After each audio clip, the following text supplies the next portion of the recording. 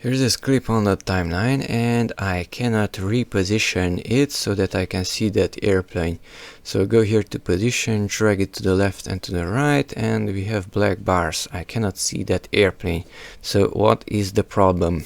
Let's reset it. If I go here to file, I can see that this clip is a horizontal clip.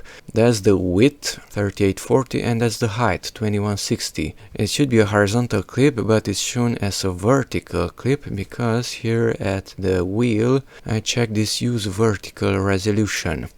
Okay, so why I cannot reposition it using this one, and how to eliminate those black bars? Well, the problem is here. It is a compound clip and it also has fusion related elements. So we have to eliminate either the compound clip or the fusion related element. I need the compound clip, so I don't want to decompose it to get rid of it. So let's just get into the compound clip using the open in timeline. We can see that there are two clips in the compound clip, and here we have the stars. That means that we have a fusion related element to it, because at fusion we have stars. So right click on that clip, reset fusion composition, reset.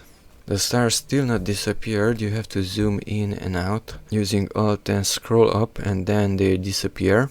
Now let's get out from the compound clip by clicking on this timeline.